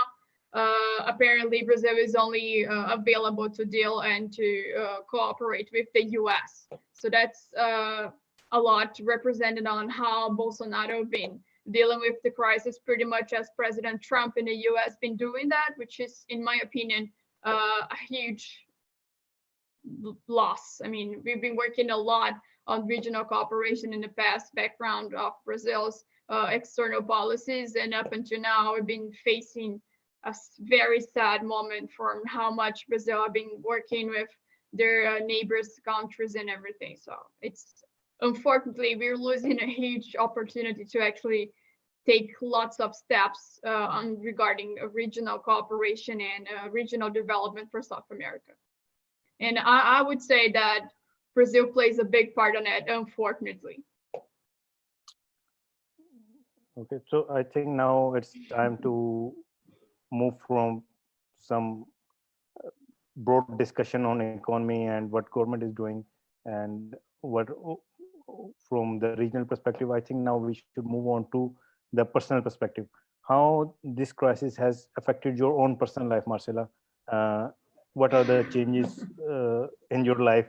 And what were you doing before, and what are you doing now? So please highlight that. So yeah, so I'm not sure if you guys already realized, but I'm a very talkative and communicative person. I like to talk a lot. So being in home office, I've been working from home for 1 week now only. Past week, I was working on being able to put the home office structure, especially on IT stuff, up, so me and my colleagues could actually work from home. So after 1 week, I can tell you it's kind of crazy. I don't deal pretty well with that. I've been working in 100 online calls every day and meetings and talking to people over the phone and being a lot of hours in the internet. So to be able to deal with that, I've been trying to look for different kinds of hobbies and different things to do, such as listening to music. I've been doing some handicraft, but still it's kind of crazy. So I went out actually yesterday so I could get my shot. I paid on a private hospital to actually get it, since up until now they're being putting shots only on the elderly. So I chose to actually pay a great amount of money so I could have the shot before.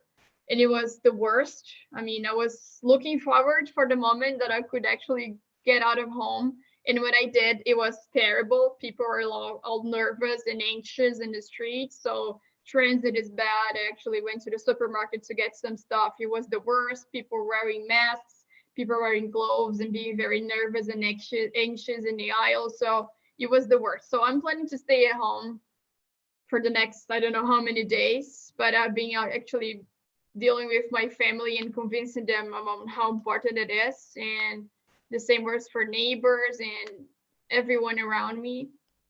But I say it's not easy. It's not easy to stay at home for a great while. We're not the kind of people that actually likes to stay at home quiet. We're the kind of people that like to stay out in the streets, partying and talking and doing every kind of things which are not staying quiet at home. So it's a huge challenge for me and for most people, I think.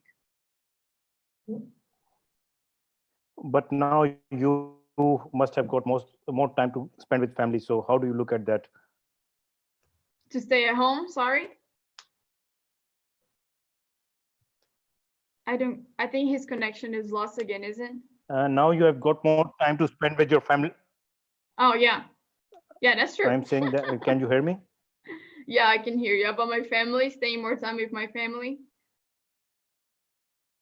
Yeah, it's a good opportunity. I mean, we are all dealing with having to be close to the people which you live in, but it's still, I don't have time to be playing with them. I need to work. And by saying work, I mean 8 hours a day. And being around many other distractions and being stimulated on doing anything besides work is really hard for me. I'm with my family, with my boyfriend, with my mom, with my cats, but still not really, because I need to work and do everything else I need to do like every day in my general life routine. But still, I mean, I see it's an opportunity somehow for you to be closer to people and less with work and internet. But up until now, I've been working quite the opposite for me. I mean, I need to spend a huge amount of time doing like meetings online and doing things online and working online. And it's been like quite of a paradox, maybe.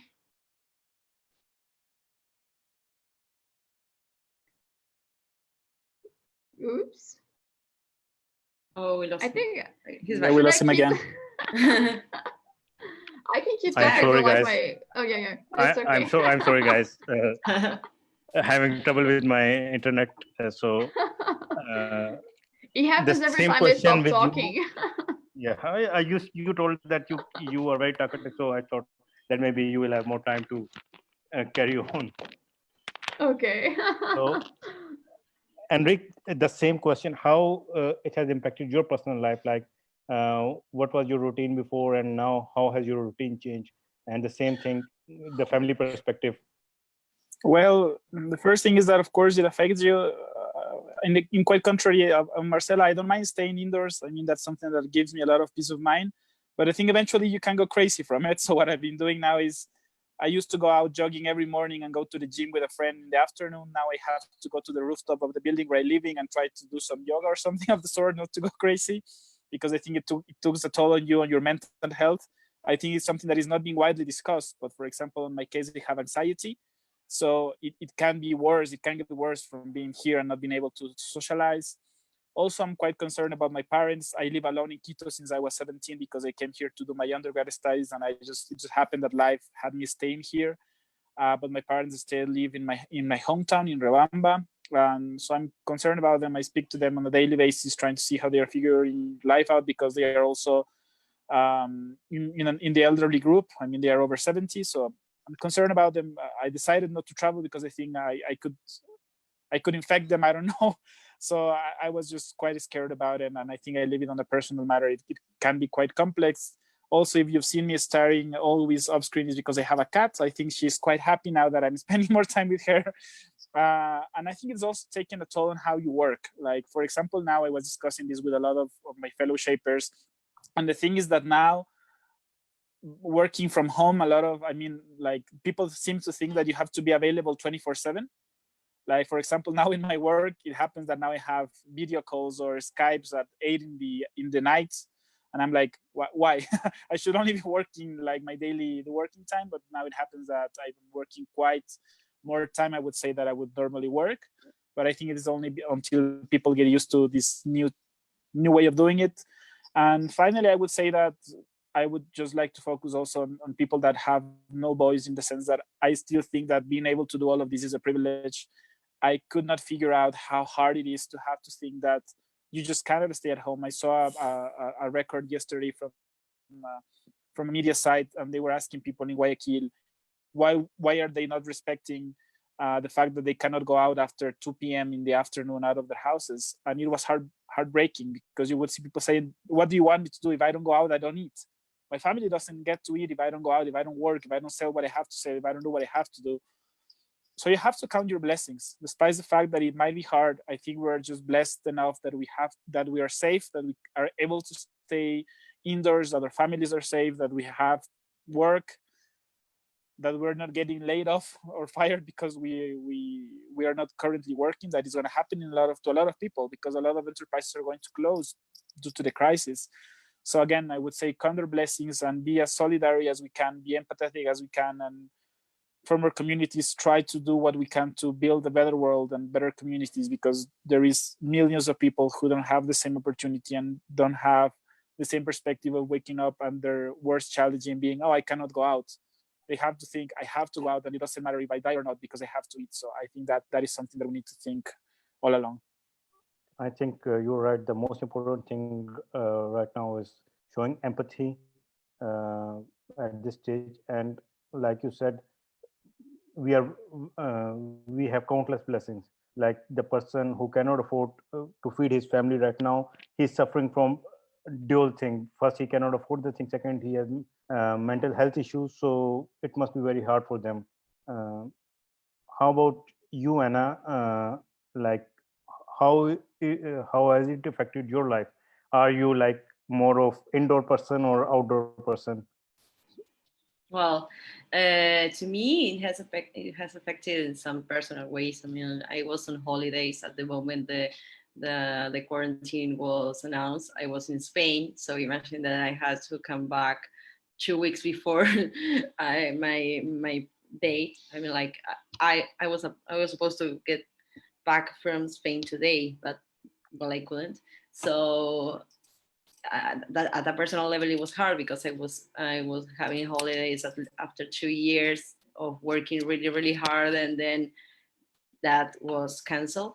And in the meantime, I had to get back to 2 weeks strict quarantine. I mean, I'm not able even to go out of my apartment. I mean, like I'm not even living at my apartment. I'm staying with my boyfriend, his place. But well, then I feel lucky because, as Enrique mentioned, I mean, like, and I think we all agree, it's such a privilege. I mean, for example, at work, I think the thing that's happening to us is that this information is such a thing that we are working a lot, and we had, of course, to shift all our goals and objectives for the year and activities and everything. And we had to just make new objectives, like new projects. But it means that we are having new opportunities, and that's something that many of us cannot say. So I think that I'm super privileged in that term. And so I've been working a lot, as Marcela mentioned. I mean, like, it's something that you start so early in the morning and then you can't stop. And it's, I mean, I always used to do some work from home, but once or 2 times per month. I mean, not much, because I really enjoy the thing. I mean, about being at the office and share with my colleagues and everything. And the thing is that when you get and work at home, and it's, for us, when we are so committed to our work, you get so engaged in the activities and everything that you lose track of the time, and you start working like so much more than before, and then you get super. Sometimes I feel like the anxiety that, because there's so much going on online, you know. There are like so many workshops, so many free classes, so many things, and so many, you know, like hangouts with a lot of friends, and you want to talk to all of those people that you haven't talked in years, but they are available online. So they say, hey, don't you want to talk? And then you feel like that anxiety. And well, for example, me, my personality is super, I mean, I love being out of my home. I mean, whenever I go out in the morning, I don't come home at least. It's very, very late in the night, and I'm involved in many activities and everything. And it's always, you know, like the thing is always doing something, and then you find yourself just like, okay, what can I do? We live, for example, in a small apartment. I mean, this is not big, and then you say, okay, how do I do this? I mean, it's not simple. Of course, then you remember, yeah, my privilege and everything, but if you cannot just like say, okay, neglect the reality that it is hard. But well, I'm coping well. I mean, at least I know that my family is safe. They are like doing quarantine, and my grandfather, that's the people, I mean, that's the person that I care most about it in this context. He is safe at his place, and he's learned how to do, you know, video calls with WhatsApp. So we're like just having this kind of things that technology allows us. You know, some if you think like, I don't know, 20 years ago, if this happened, we could not get in this kind of conversations, and it's cool. But then it's great to, you know, to find the time to reflect on those things that really work for you. For example, we realized with my boyfriend that, for example, if we could work the whole day at our small balcony, you know, we would feel like much better. And that small discovery like just allowed us to improve our quality of life in, like, I don't know, a very, very big percentage. So, and then just, you know, just finding the time to just, as Marcel said, like I, for example, what I asked for the library was, you know, color pencils and things, you know, I want to draw, I want to do things that are like far away from the computer, because like I really need to disconnect sometimes. But well, it's the thing. Then you say, okay, I have these opportunities, and I don't want to miss the opportunity to be a programmer, a developer. Yes, I can be a developer in these 3 weeks. And it's like, no, wait. You cannot do everything in quarantine. Please stop asking so much of yourself. But well, you have, it's a balance, and it's not easy, but well, at least there are like many people that are like willing to help you, and it's good. I think this is sort of a good thing as well. Like to some of us, it has given us opportunity to disconnect from the internet and get to spend some time with those who matter to us. So, like coming back to you, Marcela, like what is your hub doing actually to support people in this situation? Are you guys doing any project specific to COVID-19? Please tell us about that. Sure. So the first thing we've been dealing and working a lot is actually supporting each other. So all of us have been struggling with mental health issues and trying to stay at home and dealing with having less money, since most of us, or a great amount of us, actually work autonomously, like as freelancers. So we've been trying to help each other on it a lot, like having conversations and sharing stuff on our WhatsApp group, so we could keep in touch and know how's everything regarding like their families and what each one of us needs. Another thing that been happening, which I think is very interesting and very positive, is actually supporting local businesses. So we have a few of us actually are entrepreneurs and have like different kind of products that being sold by delivery.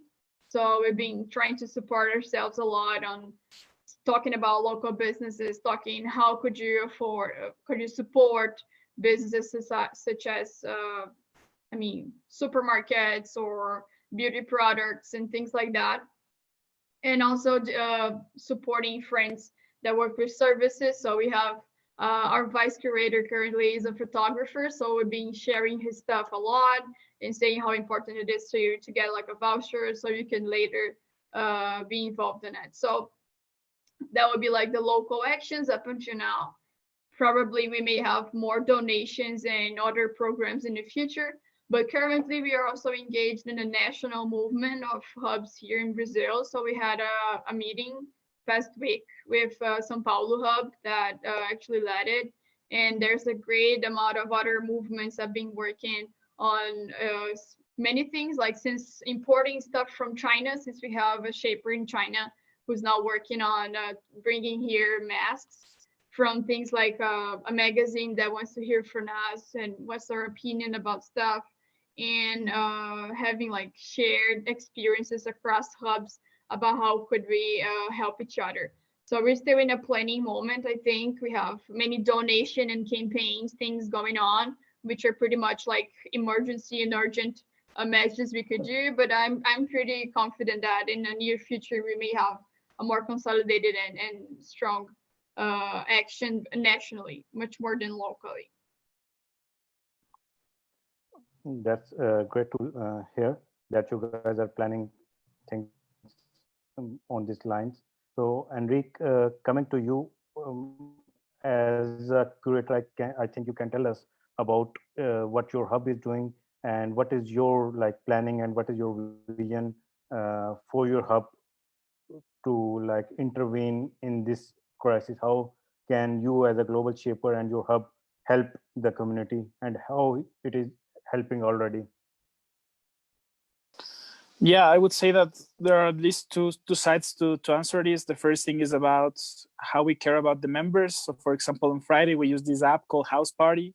Basically, our social lead, Joseph Solis, a global shaper from Quito, organized this meeting so we can all see each other, get in touch, and get some detox from everything that was happening and just having some fun times. And I think that is quite important. And I mean, internally inside the hubs, trying to work on that.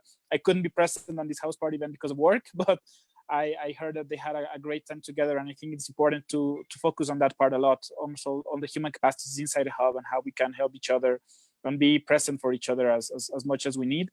On the second, then we have done a couple of actions regarding COVID and what we can do being sheltered inside our houses.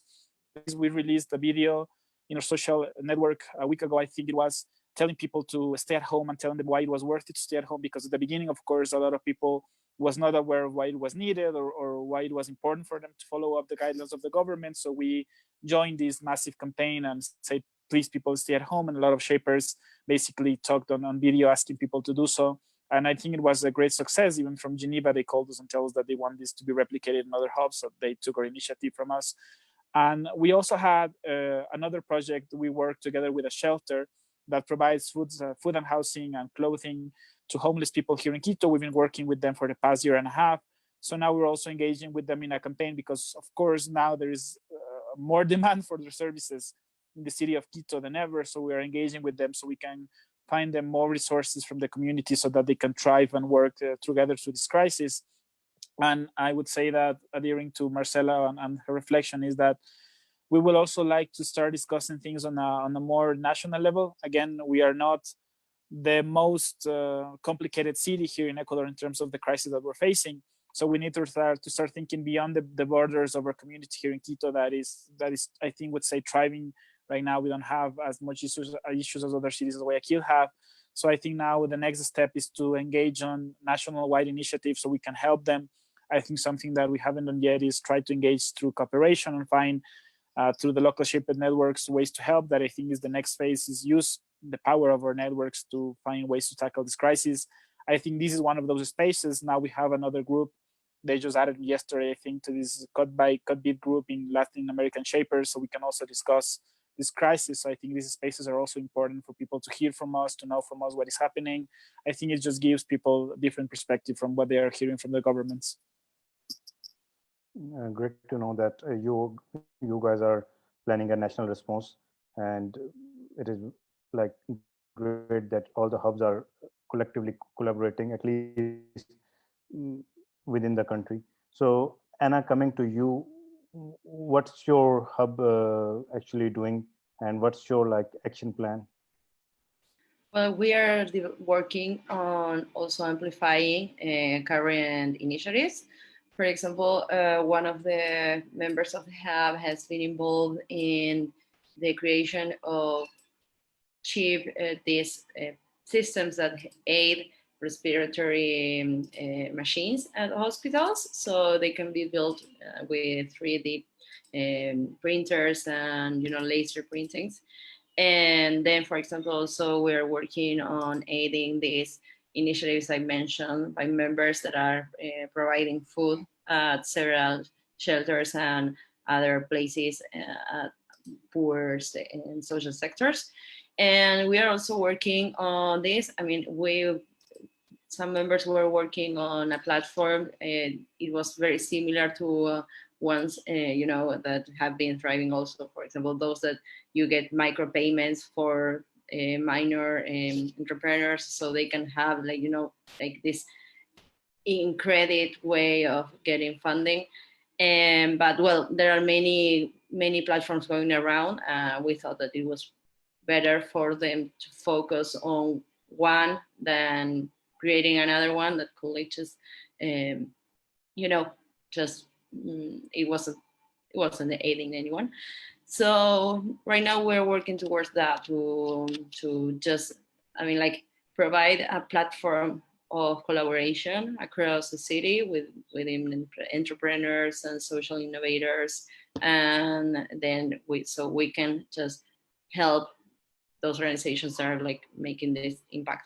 We're just in the middle of adapting all our projects. We were involved in 4-5 projects, and we're just like transforming all those into this new reality and adapting. For example, everything that was we had, for example, a project on education that meant that, of course, we were having in-person trainings, and how can we change that, and that kind of stuff. That is how sometimes you have to also say, okay, how do I still doing my things? Because I mean, for example, this, yes, of course, you have to face coronavirus and you have to help that, but in the meantime, you cannot lose sight of what you were already doing and that was causing an impact, a positive impact. And how do you get, and how you don't like miss the point at that time and keep helping people in other ways. So while we're going through that, I mean, it's a discussion. We also had a meeting to have like to provide us support, like in personal, like what we were mentioning about the mental health and everything. And at that time, we also think that Global Shapers is also a community in which every member needs to feel that they are accompanied, and we really have each other to rely on in these times. And that's very, very powerful. So we are also working towards that message of solidarity and, just being close by social distance, keeping. I think that's what we need as a community. We need right now. Those of those of you in the audience who don't know about Global Shapers community, I would like to tell you that Global Shapers community is a forum of young people. It is an initiative by World Economic Forum, and we have hubs in like more than 425 countries and 156 countries, and we have more than 10,000 shapers and alumni, and we are shapers from different hubs. As a community, to address this challenge, COVID-19, the community has come up with 3 things. Right now we are working on. This series is part of amplifying trusting information. Apart from that, our community is Global Shapers community is working on building knowledge, and third, we are working on uh, building collective action as a whole to help the community. What our hub in Faisalabad, Pakistan is doing is that we have, in partnership with local industry, we have produced more than 50,000 hand sanitizers according to WHO formulation, and our target is to produce 100,000 hand sanitizers and distribute among the hospital, rural sport areas, and general public. And apart from that, we are doing this series. This is part of the thing, amplifying information, and we have started a food drive in which we have identified like 1,000 families who have been impacted by this crisis, the poor family, those who don't have anything to afford, or those who will, like, they have nothing to eat right now in coming few days. So we are trying our best to raise resources and distribute free rations among those. So that's what our hub is doing individually, and their hubs are doing at their individual level, and collectively as a community we are creating an trying to create an impact at as local as well as global level. So now I think it's a lot of time and we should be moving towards the end. So one of the last things I would like to know from you, Marcela, is how do you see the future, and what are your recommendations for the government, your government, and for the governments around the globe? That's a good question. So I think the main thing now, as I said before, is setting up a priority. And the priority for me right now needs to be supporting people's survival and not anything else. By saying that, I mean, we should not prioritize now economicals. We should not prioritize now business. We should not prioritize now employees and employers. We should prioritize now people having enough conditions to actually survive and pass through that hard moment with their lives being preserved. So by saying that, I would say that the most important thing for us is to invest in plan public health systems that are accessible and could protect people from being contaminated. Of course, that would be prevention, but also treated in case they get the virus. I would say that's the main recommendation. I would say it's important for every country in the world. Of course, every people will have different ways of solving it or different ways of implementing that. And I'm not the right person to actually say how they should do that. I mean, it changes a lot, but I would definitely say that it must be a priority. And I mean, I think that summarizes it all. Great. Enrique, the same question for you. How do you see the future? What are your recommendations overall to your government, to all the governments, to Latin American governments, and particularly with regards to, since you have background in technology, so if you have any recommendations with regards to that, the role of technology governments can play in future in avoiding such a crisis, or at least minimizing the spread? Yeah, so I would say that the first thing is to prioritize life. I think that's the main thing that I see as driver of this conversation, is how governments and the private sector and everybody here must put lives and human lives first among everything. And I think that beyond that message, what we can find is that now governments will have to think about, if this crisis has happened now in the 21st century, in a world that is going through the fourth industrial revolution, and we're not ready to face it, I think it brings a lot of questions regarding the future of our world, the future of the systems that we live in, the change that we must bring to this world. Every time there is a crisis or something happens in our own countries, we said things have to change. We need to adapt, we need to get better, we need to improve. But I think right now we're facing is a global crisis that is showing out that the whole model of the better lives on solidarity, on building each other up instead of thinking in individualistic terms. So I think this is going to be one, I think that those are going to be some of the questions that we need to ask ourselves and ask our governments.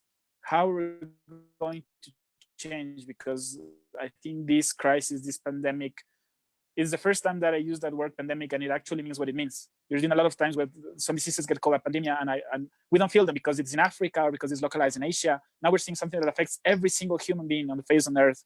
So I think this is going to bring some needed debate on how we as a whole, as humanity, as countries, as continents, as economic systems need to change.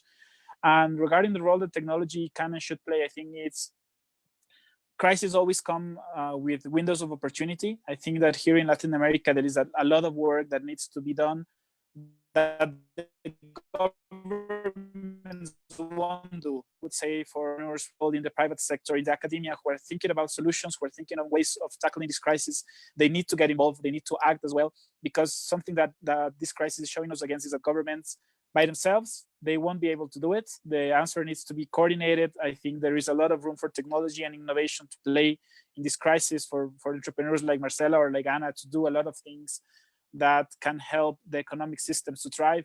Because even though right now we need to prioritize lives, the key question in the next coming months will be economics. Because of course, economy is getting impacted throughout the world. And then also that economy is getting impacted is going to impact our lives. If you're an entrepreneur and if you have to close your business, then it's affecting your life. So I think we need to think again, this is a coordinated response, and also about the windows of opportunity for the future and what can we address from every instance that we have as individuals and as society. Great. It is a very good message. How about you, Anna? What's your take on this? What are the recommendations and how do you see the future? Well, as I mentioned, the thing is, well, of course, I agree with Marcela and Enrique. It's good that our governments are working on prioritizing lives instead of the economy. I mean, economy can be restored or improved after time, but then lives cannot be lost. And what's a government that has already said or stated in their actions that they do not care about its people? I mean, in the end, the economy is there to serve the people and their well-being, not the millionaires or the biggest companies.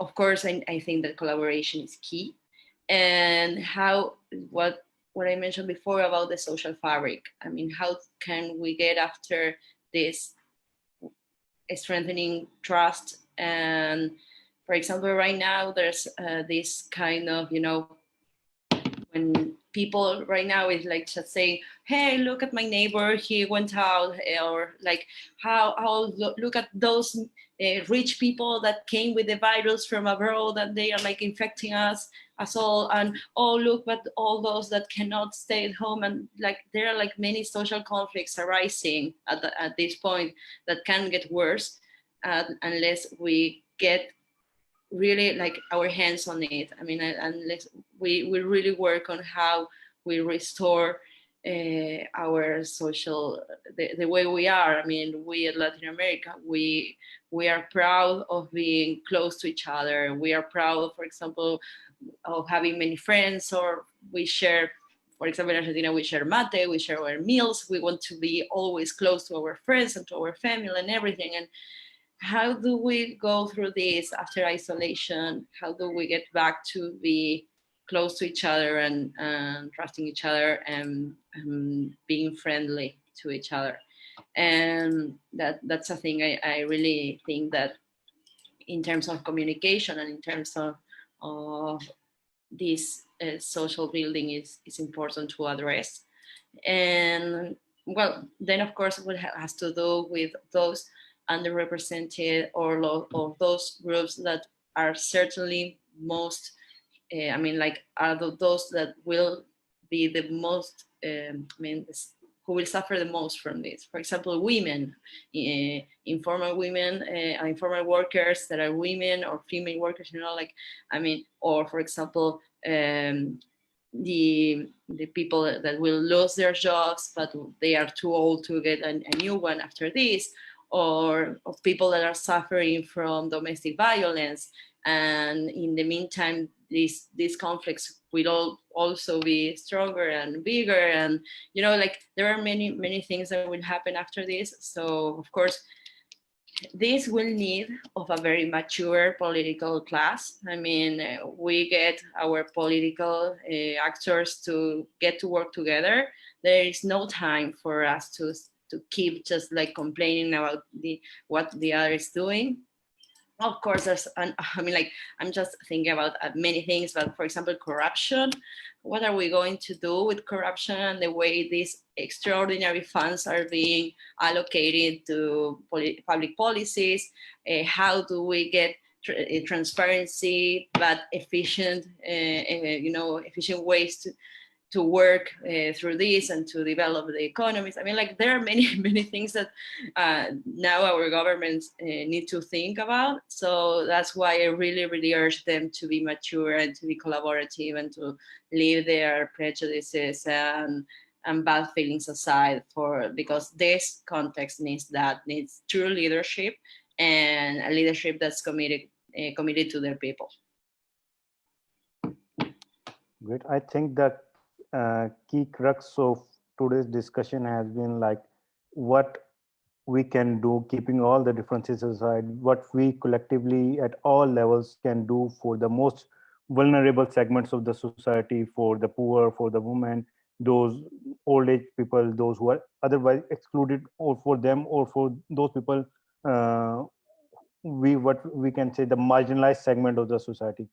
So before like we conclude this session, I would like that all of you share at least one specific observation or message you would like to share for everyone. So one message which you would like to highlight, starting from you, Marcela. So I think the main message for me is that the harder we commit to face that threat, the harder, the fastest we'll be able to get out of it. So I would say put all your attention, all your energy or your strength on dealing with the threat. So we will all together be able to be out of it as soon as possible with the biggest number of learnings possible. So that's pretty much what it is. Great. Moving on to you, Enric. What's your message? What's your observation or message you would like to share? I would say that my final message would be for all of us to look at each other, to be as empathetic as we can, to realize that as human beings, we need to be together. We need to face this with love, with solidarity, thinking about all the others that don't have the privileges or the ways we have to face this crisis. And I would say that what Ana Paula said about the social fabric is something that we need to think a lot of on these times, because it's going to be fractured. It's going to be a lot of people that are going to try to use these moments of crisis to prevail or to benefit themselves. And I think we need to think about the common well-being. And as global shapers, that's what we need to do. We need to be empathetic. We need to think about this as part of a common well-being and a coordinated response to the crisis. So to everybody that's watching this video, just be as empathetic as you can with others and be the change that you want to be, whether that means following the social distancing measures that we have now or helping others when you can. And I would also like to finally say that we need to be really supportive of all the doctors and all the staff that are working on healthcare right now. I think they are the true heroes, and I think that's being said a lot, but I also want to say it here for my country, because those people are placing their lives on the line for saving others. They always do. They just don't get the recognition they should. And I think that right now we're realizing those people are people that we should look up to as much as we can. Great message. I think we missed this thing in our earlier discussion, that we owe a big thank you to all the health workers who are trying to save lives. Anna, over to you. One last message which you would like to share with everyone else. Well, yes, I super, super agree. I mean, with Marcela and Enrique, I mean, this is a time to do our part, to like commit to our part in this society, and to empathize with what's happening with others and collaborate. I think that's the thing. This is the time to work for others, and it's good that we, for example, at Global Shapers, we do have this mantra, like this ideal, and this is our time to show that and to work to spread the word about the importance of being available, being there for each other. And I don't know what's going to happen after but if whatever happens finds us together, we're much more reasons to, you know, to survive and to keep thriving and doing things well. So yes, that's it. Stay together, but social distancing.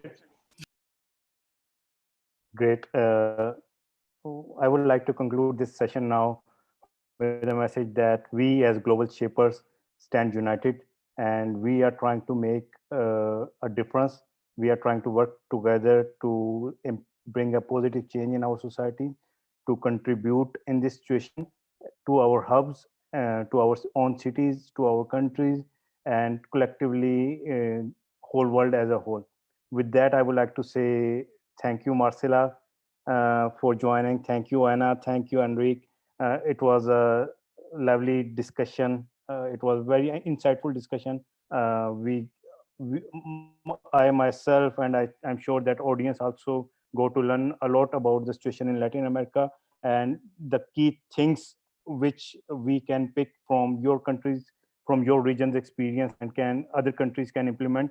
So with that, again, thank you, all of you, and I hope that we will be staying connected and will see each other again at one of shape events if it happens in Latin America this year.